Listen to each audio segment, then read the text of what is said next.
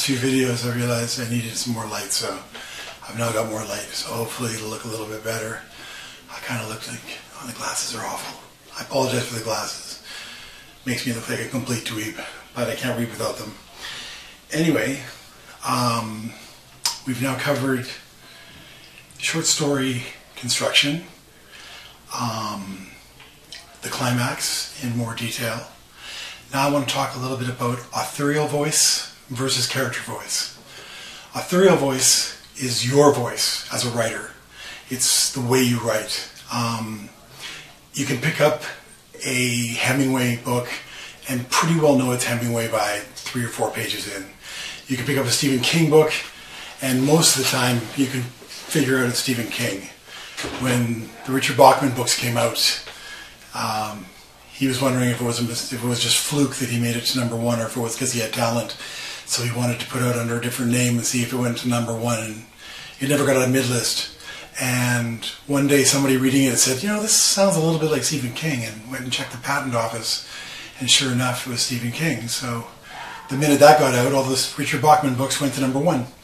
So go figure. There's a lot of luck involved in writing. So your authorial voice you want to develop, you want to have a unique authorial voice. So you'll hear that over and over from everybody. I don't know if you want your authorial voice to be that unique, but you want it to be outstanding. Your best way to develop your authorial voice, I find, is to find a writer you want to sound like and read a lot of his stuff and listen to a lot of his stuff being read by other people through audiobooks. But this lecture will not be on authorial voice, it's going to be on character voice. Now character voice goes hand in hand with point of view. When you're writing from a point of view, and we're going to have a more in-depth point of view discussion later on in this series, but you got to remember when you're writing in point of view, even when you're not doing dialogue, you're still seeing the world through the point of view character's judgment. Everything that character sees and reports on the page has gone through their brain and through all of their filters and been judged. So if your character is a black male living in Mississippi, he's going to have a completely different take on everything that he sees than if he was a 14-year-old white girl who just got off the train who lived in Boston. It's just going to be a completely different take. She's going to see and notice different things. He's going to have different ideas about things. All the inner monologue is going to be different, but not just the inner monologue. The words they use to describe things are going to be different too. And I don't just mean that because of the different dialects and things like that. I mean just the words they use to describe things will be different. I'm going to read 3 things, I think. 3, yeah. One's going to be self-indulgent, and it's going to be My Dream of Little Angels. And this is told from the point of view of an 11-year-old child living in southern Alabama. His mom is the police detective, and a little girl has gone missing, and the town is basically scouring the woods and everywhere. It's a very small town, and they're scouring the woods and everywhere else to try to see if they can find her. I'll just read a little bit, and you can see how Abe, that's the boy, the whole book is told through Abe's eyes. So you see things like an 11-year-old boy would see them, and not like the man that he's with, Mr. Garner, sees them. So I looked at the rifle in Mr. Garner's hand. I hope we don't come across no bears. I think we're safe from bears, he said. Then why are you carrying that rifle? I asked. Just in case. You never know. I sighed, wondering why nobody could explain exactly what I was I never knew might be lurking out here, requiring the use of a rifle. I decided to let the issue drop for now. Instead, I ran up, practically jogging to keep beside him, and asked, Mr. Garner, do you think Marianne Daly's going to turn up today? The forest began breaking around us. Through the sparse trunks, I began to make out Mr. Garner's ranch coming up on our right, and the edge of Skeeter Swamp that flanked the Anakawa on our left. Mr. Garner's attention immediately went to that swamp. Farther up, the river banked toward us, and a stone bridge arched across, leading to a small hill where a willow stood, its leaves shaking in the morning breeze. Without taking his eyes off that murky green swamp water, Mr. Garner responded, I don't rightly know, Abe. Sure hope so. Sure hope this don't turn out to be another Ruby May. I searched my mind for any recollection of what he might be talking about, but I couldn't remember anyone named Ruby May living in Elvin. When I tossed a puzzled glance at Dewey, he just shrugged back. "Who's Ruby May?" I asked. Keeping up his pace, Mr. Garner continued scouring the area without answering me. I thought maybe he hadn't heard my question, and so I was about to ask again when he spoke. "Ruby May Vickers," he said. "She was another little girl went missing from these parts, so must have been 10, 12 years ago. Well, no wonder I didn't remember. I was either not born or just a baby. Was she related to the Vickers living out on Finley Circle? The Vickers had 5 children, 4 boys and 1 girl. As far as I knew, none of them went to school. Most were probably too young, though, I thought." "Yep," Mr. Garner said. "Ruby May was their first daughter." "She went missing?" I asked. "Yep." "Just like Mary Ann Daly?" I asked. "Dunno yet," Mr. Garner said. "Nobody ever found her?" Dewey asked. He had jogged up on the other side. Mr. Garner stopped and pulled a cigar from the front pocket of his jacket. Biting the end off, he stuck it in his mouth and lit it with a match. He blew a big puff of blue smoke in the cold morning air. Out here, surrounded by the woods, the wind wasn't blowing nearly as hard as it had been out in the town, and the smoke kind of hung there like a sour cloud until we finally walked through it. This time, Mr. Garner went considerably slower. "Oh, she turned up eventually," he said.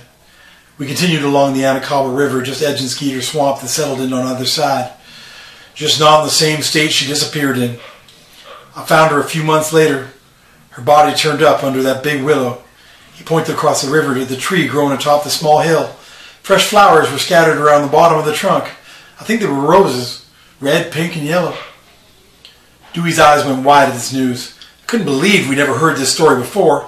It was the sort of thing that would scatter through the school faster than an outbreak of cooties.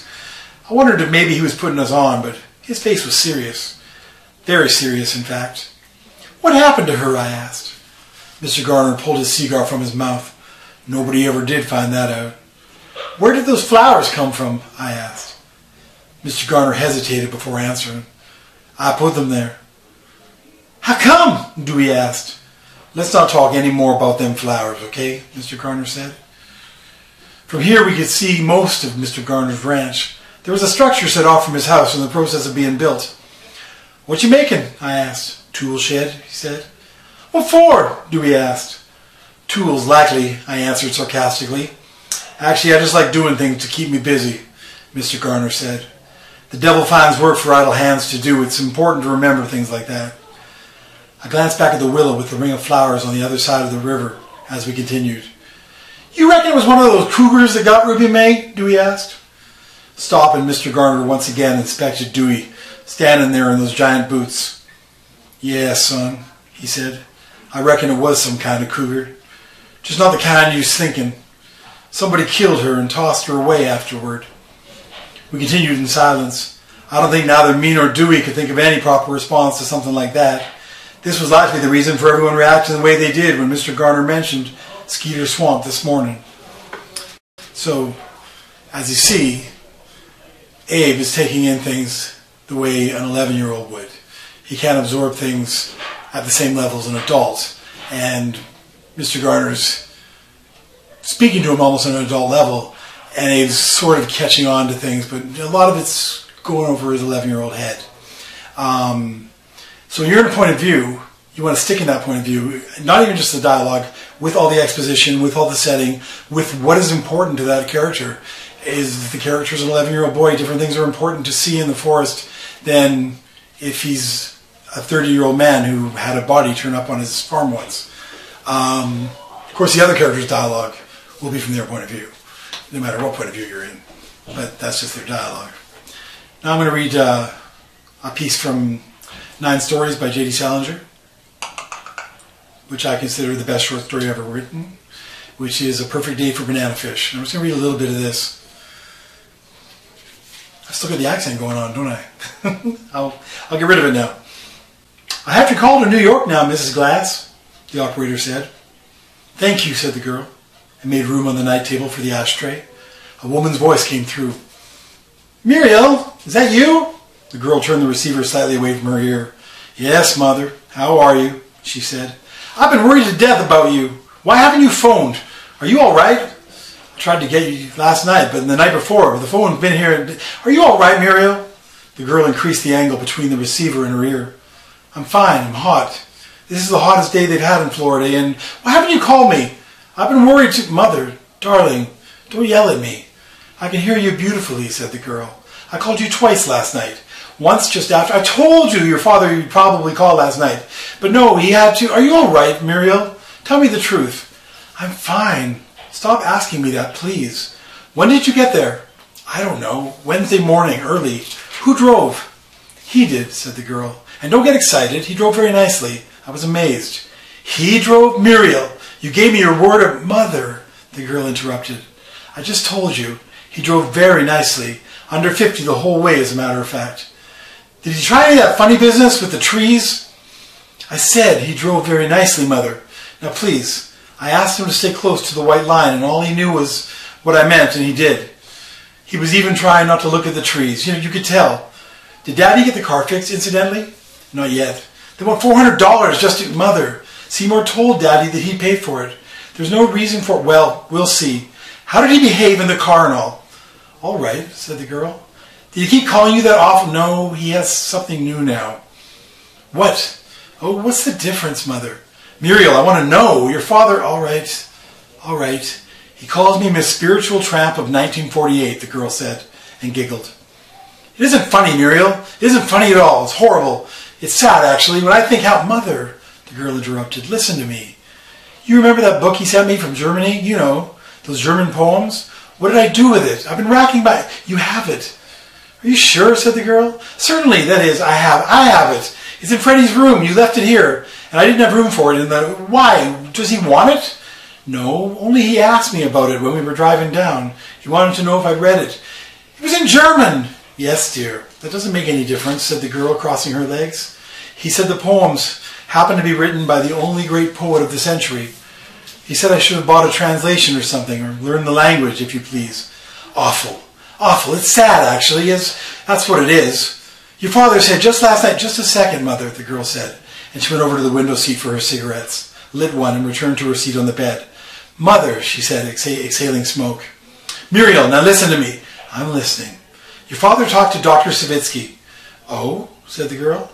He told him everything. At least he said he did. You know your father. The trees, that business with the window, those horrible things he said to Granny about her plans for passing away. What he did with all those lovely pictures from Bermuda, everything. Well, said the girl. Well, in the first place, he said it was a perfect crime the Army released him from the hospital. My word of honor, he very definitely told your father there's a chance, a very great chance, he said, that Seymour may not completely lose control of himself. My word of honor. There's a psychiatrist here at the hotel, said the girl. Who? What's his name? I don't know. Reiser or something. He's supposed to be very good. I've never heard of him. Well, he's supposed to be very good anyway. Muriel, don't be fresh, please. We're very worried about you. Your father wanted to wire you last night to come home as a matter of... I'm not coming home right now, Mother, so relax. Muriel, my word of honor. Dr. Savitsky said Seymour may completely lose control. I just got here, Mother.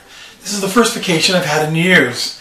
And I'm not going to just pack everything up and go home, said the girl. I couldn't travel now anyway. I'm so sunburned I can hardly move. And there's a case where you have no exposition. It's basically just dialogue. And J.D. Salinger's a master at dialogue. And you still have, because she's cutting the mom off all the time, you can actually see her inner thoughts without them being even presented on the page. You can tell exactly how she feels about her mother by the reactions she has whenever she brings something up. And you get the feeling that there's something weird going on with this guy named Seymour, but you really don't have any idea what it is. It just seems very strange. But you know that she knows more about it than she's letting on, and her mother definitely knows more about it than she's letting on, although she's trying to get a word in edgewise and getting cut off all the time. The final thing I was going to read was from Dan Brown's Inferno. Now, his main character, Robert Langdon, is a professor in symbology, but he also happens to really like architecture. And you can tell just by the way he describes things, where some writers, this is also a stylistic thing with Dan Brown, but some writers,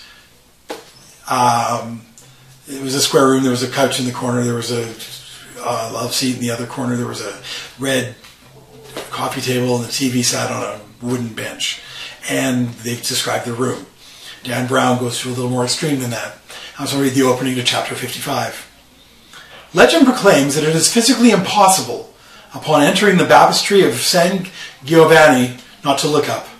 Langdon, despite having been in this room many times, now felt the mystical pull of the space and let his gaze climb skyward to the ceiling. High overhead, the surface of the baptistry's octagonal vault spanned more than 80 feet from side to side. It glistened and shimmered as if it were made of smoldering coals. Its burnished amber gold surface reflected the ambient light unevenly from more than a million smalty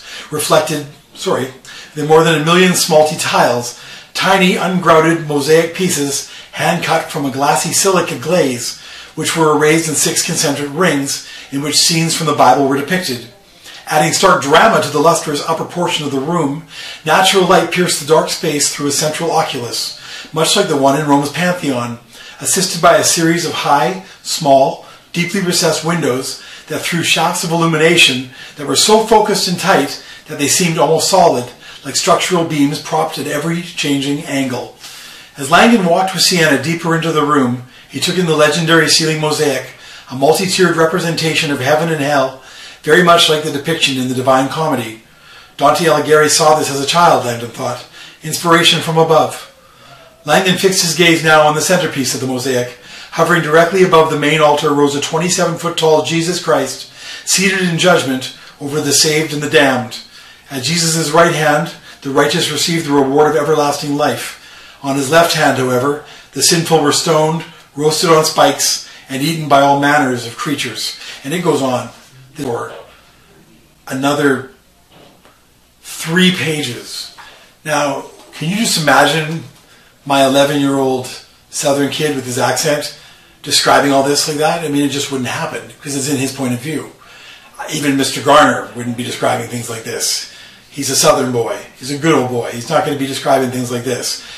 Dan Brown probably does describe things like this, and that's why he made his character like this, because all of his books have extremely detailed descriptions of castles and temples and any sort of architecture that happens to show up. And he can pull it off because his main character is a professor. So he can know things. I don't know how he knew exactly 29 feet.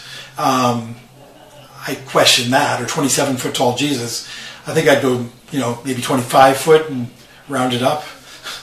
But he's very precise in his speech, and this is the way that Langdon is. And he gets away with it because he is a professor.